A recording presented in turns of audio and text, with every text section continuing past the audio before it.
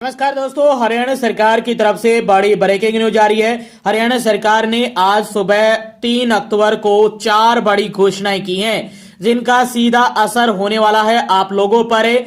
वहीं पहली बड़ी घोषणा में हरियाणा में लाडो लक्ष्मी योजना में बड़ा बदलाव कर दिया है। अब सभी इसको फॉर्म को अप्लाई कर सकते हैं। कौन कौन अप्लाई कर सकते हैं फॉर्म को, ये देख लीजिए। वहीं दूसरी बड़ी घोषणा में हरियाणा के लोगों को फ्लैट दिए जाएंगे, गरीब परिवारों को फ्लैट दिए जाएंगे। वहीं तीसरी और चौथी घोषणा का असर भी सीधा आप लोगों पर होने वाला है। चौथी घोषणा में कई घोषणाएं एक साथ की गई हैं सरकार द्वारा। वीडियो को अंत तक जरूर देख लीजिए। वीडियो अच्छी लगे तो चैनल को सब्सक्राइब करना मत भूलिएगा। सबसे पहली और बड़ी खबर आ रही है हरियाणा में लाडो लक्ष्मी योजना को लेकर। आप सभी जानते हैं कि जो महिलाएं जिनके परिवार की सालाना इनकम 1 लाख रुपए से कम है वहीं अप्लाई कर पा रही थी, लेकिन अब एप्लीकेशन में कुछ बड़ा बदलाव देखने को मिल रहा है। यानी 1 लाख से ज्यादा जिनकी इनकम है वो भी एलिजिबल हैं, यानी पात्र हैं, वो भी अप्लाई कर सकते हैं। बताएंगे कि क्या ये सच है या झूठ है। बता दें कि जैसे ही आप एप्लीकेशन डाउनलोड करते हैं, मोबाइल नंबर से लॉगिन करते हैं, तो यहां पर सबसे पहला ऑप्शन मिलेगा चेक एलिजिबिलिटी, या जो भी आवेदन है आप कर रहे हैं उसकी पात्रता आप चेक कर सकते हैं। यदि आपने हिंदी में एप्लीकेशन की हुई है तो यहां पर पात्रता लिखा होगा जांच के लिए। यहाँ पर इंग्लिश में चेक एलिजिबिलिटी लिखा है। जैसे ही आप इस पर क्लिक करते हैं, जैसे ही आप चेक एलिजिबिलिटी पर क्लिक करेंगे तो आपके सामने कई ऑप्शन मिलेंगे। क्या हरियाणा में आप रह रहे हैं, हरियाणा के निवासी हैं, तो यस पर क्लिक करना है। यदि नो पर क्लिक करते हैं तो आप इसके लिए एलिजिबल नहीं है। यहाँ पर पात्रता चेक की जा रही है। नीचे जेंडर लिखना है। इसमें कई ऑप्शन मिलते हैं, लेकिन महिला को आपको चूज करना है क्योंकि महिलाओं के लिए ही लाडो लक्ष्मी योजना है। यहाँ पर आपका स्टेटस है वो डालना है, विवाहित है या अविवाहित। और भी कई स्टेटस है वो भी आप डाल सकते हैं। इसके साथ डेट ऑफ बर्थ है, आपको 23 साल या 23 साल से ज़्यादा रखनी है। मैंने ये वैसे ही रख दी है कि 23 साल से ये ज़्यादा है। और यहाँ पर नीचे जो स्टेटस है वो एम्प्लॉयमेंट का वो डालना है, कुछ भी डाल सकते हैं। बेरोजगार है यहाँ पर, तो मैंने डाल दिया। तो मैंने नीचे इनकम कर दी 1,40,000। तो जैसे ही मैं चेक एलिजिबिलिटी पर क्लिक करता हूं तो इसके सामने एक मैसेज शो होता है ऐप पर। तो आप चेक कर लीजिए। जैसे ही आप चेक एलिजिबिलिटी पर क्लिक करते हैं तो आपके सामने ये ऑप्शन दिखाई दे रहा है, you are eligible to apply for Deendayal Lado Lakshmi Yojana. तो ये आपके सामने स्टेटस शो होगा। लेकिन ये शो होगा कब है ये भी जान लीजिए। आपने एप्लीकेशन पहले डाउनलोड कर रखी है 25, 26, 27 सितंबर के आसपास, तो उस ऐप में ये नहीं शो होगा। आप गूगल प्ले स्टोर पर जाएंगे और इस ऐप को अपडेट करेंगे। जैसे ही आप अपडेट करेंगे तो फिर आप यदि पात्रता चेक करते हैं तो आपके सामने ये मैसेज शो होगा। तो अब आपको अप्लाई करना है या नहीं करना है ये और बता देते। हम बता दें कि ये जो लाडो लक्ष्मी योजना की ऐप है केवल इस पर ही ये शो हो रहा है। सरकार की तरफ से इसको लेकर कोई भी बयान नहीं आया है, न ही सीएमओ हरियाणा की तरफ से कोई घोषणा की गई है। ये एप्लीकेशन में एक ग्लिच भी हो सकता है, अभी तक हम इसको लेकर भी कंफर्म नहीं हुए हैं। लेकिन आप अभी इसको लेकर फॉर्म अप्लाई मत कीजिए। 1-2 दिन के अंदर अंदर यदि सरकार इसमें बदलाव करती है तो बड़े स्तर पर इसको लेकर घोषणाएं की जाएंगी, क्योंकि ऐसा करने पर हरियाणा में लाखों महिलाएं और भी ऐड होने वाले हैं लाडो लक्ष्मी योजना में। 1 लाख से कम है जो महिलाएं हैं वो लगभग 20 लाख के करीब हैं। और यदि सरकार इनकम बढ़ाती है 1,40,000 तक तो यहां पर लाखों महिलाएं और भी आ जाएगी इस योजना के लिए। सरकार ने 1 लाख से कम महिलाओं की जिनकी इनकम है उनके लिए ही 5,000 करोड़ रुपए का प्रावधान किया था बजट में। सरकार ने पहले भी कहा था कि हमें कई चरणों में लाडो लक्ष्मी योजना का संचालन जो करने वाले हैं, अगले बजट में और बजट का प्रावधान किया जाएगा और इनकम आगे बढ़ाई जाएगी। तो हो सकता है कि ये गलीच हो, क्योंकि सरकार की तरफ से न तो कोई स्टेटमेंट आई है इसको लेकर और न ही कोई बयान आया है, न कोई घोषणा की गई है, न कोई ऐलान किया गया है। तो जैसे ही सरकार की तरफ से आता है तो सबसे पहले स्टेट नॉलेज टीवी हिंदी पर मिलेगी ये जानकारी आपको। अभी आप नहीं अप्लाई करना, आप इसके लिए एलिजिबल नहीं हैं अभी तक के आंकड़ों के अनुसार। और यदि आप अप्लाई कर देते हैं तो हो सकता है कि आपके पैसे भी खर्च हो जाएं, आपको पेंशन ना मिले, क्योंकि सरकार की कंडीशन है कि 1 लाख से कम ही आपको ये पेंशन दी जाएगी यदि आपकी इनकम है। तो ये हो सकता है कि कोई एप्लीकेशन में अपडेट की प्रॉब्लम आ रही हो, तो ये जल्द ही ठीक भी कर ली जाएगी। ये तब आ रही है जब आप गूगल प्ले स्टोर से अपनी एप्लीकेशन को अपडेट करते हैं। तो उम्मीद है कि ये जानकारी आपको सही लगी होगी। ये अपडेट आई थी क्योंकि लगातार इसको लेकर कंफ्यूजन हो रहे थे, तो थोड़ा इंतजार कर लीजिएगा। ये पहली और बड़ी खबर थी आप सभी के लिए। दूसरी महत्वपूर्ण बड़ी खबर आई है, गरीबों को 7,000 फ्लैट देगी हरियाणा सरकार। बता दें कि प्रदेश सरकार पहली बार हरियाणा में गरीब लोगों को फ्लैट बनाकर देगी। पहले चरण में 509 फ्लैट दिए जाएंगे। इनके लिए 8 अक्टूबर को ड्रा होने वाला है। यह ड्रा ऑनलाइन किया जाएगा। इसके लिए सोनीपत के 5 डेवलपर ने 509 फ्लैट ऑफर किए हैं। इन सभी में गरीबों को 17 अक्टूबर को फ्लैट मिल सकते हैं। सूत्रों का कहना है कि अभी तारीख तय होना बाकी है। सोनीपत के अलावा गुरुग्राम, फरीदाबाद, झज्जर, पलवल, पानीपत, रेवाड़ी और रोहतक में भी सर्वे किया जा रहा है। यहाँ भी डेवलपर ने करीब 6,500 फ्लैट ऑफर किए हैं। इनकी प्रक्रिया दूसरे चरण में होगी। इसके लिए आवेदन लिए जा चुके हैं। हाउसिंग फॉर ऑल के डीजी डॉक्टर जे गणेशन ने इस संदर्भ में कई बार अफसरों के साथ बैठक भी की है। टाउन कंट्री प्लानिंग की ग्रुप हाउसिंग योजना के तहत यह फ्लैट मुहैया कराए जाएंगे। वहीं 1.5 लाख रुपए होगी फ्लैट की कीमत। जिन लोगों ने आवेदन किया था उन्हें 10,000 रुपए जमा किए थे। फ्लैट का एरियर 200 स्क्वायर फीट होने वाला है। बता दें कि वर्ष 2023 में हुए थे आवेदन। इन फ्लैट के लिए सरकार की ओर से वर्ष 2023 में आवेदन मांगे गए थे। ये आवेदन मुख्यमंत्री शहरी आवास योजना के तहत हुए थे। इनके लिए 815 लोगों ने बुकिंग कराई थी, जिनमें से 794 योग्य पाए गए।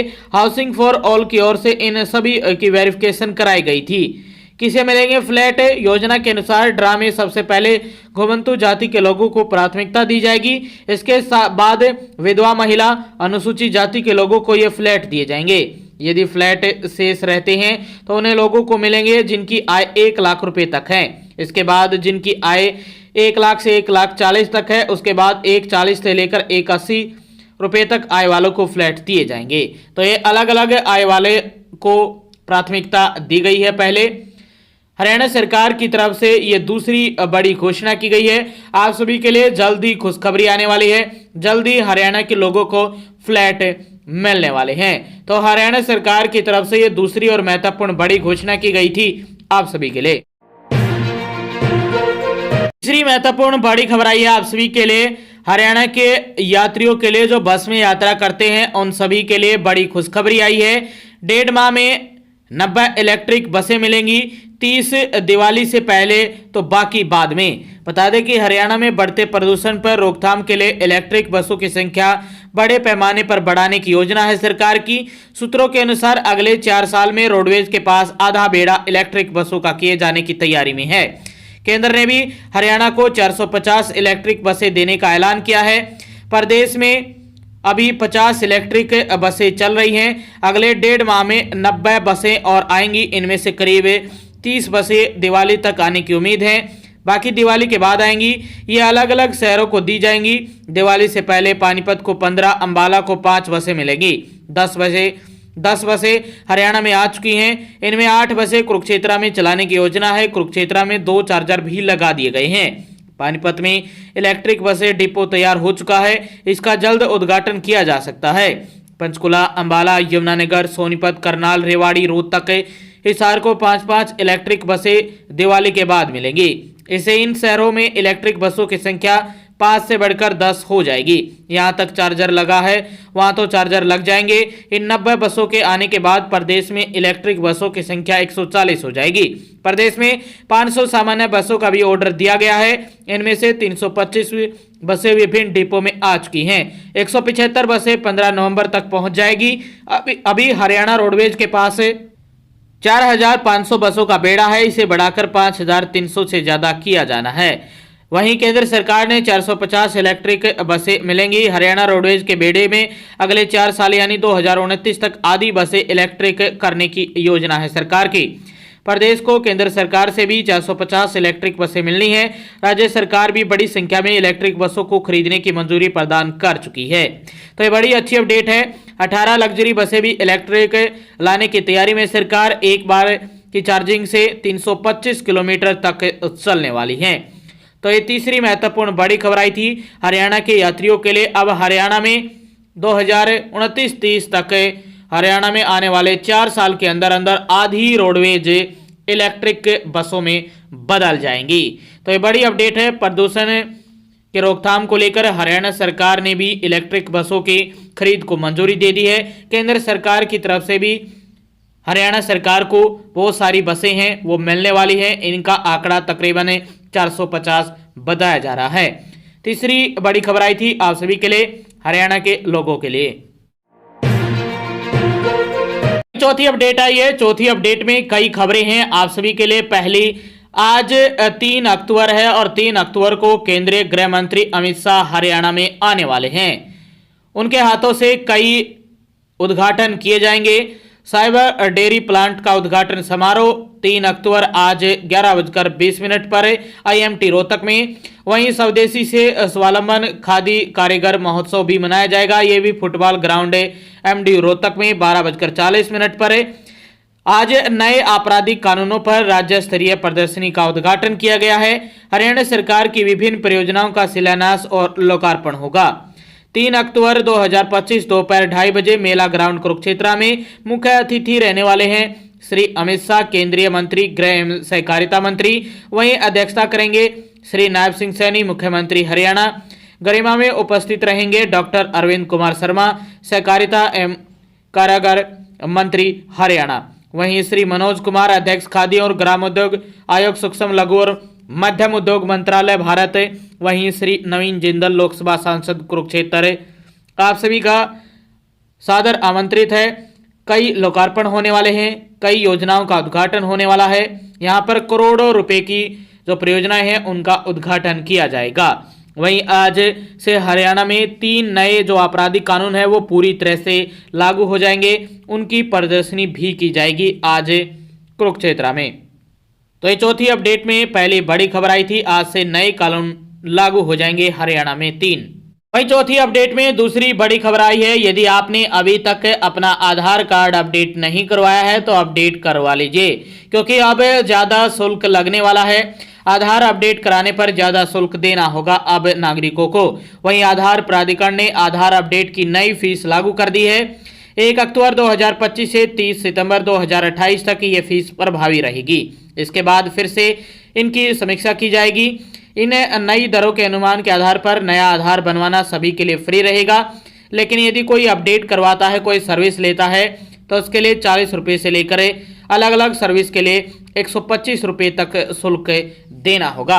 यानी अलग अलग सर्विस, कोई एक सर्विस छोटी मोटी सर्विस लेता है, आधार कार्ड में कोई अपडेट करवाता है तो 40 रुपये देने पड़ सकते हैं। वहीं 40 से लेकर 125 रुपये तक ये शुल्क अलग अलग सर्विस के लिए देना होगा। तो ये बड़ी अपडेट आई है आप सभी के लिए। चौथी अपडेट में दूसरी बड़ी खबर है और ये जो फीस है 30 सितंबर 2028 तक प्रभावी रहेगी। उसके बाद ही फीस की बढ़ोतरी की जाएगी। तो 125 रुपये तक फीस आपकी लगने वाली है यदि आप आधार कार्ड अपडेट करवाते हैं।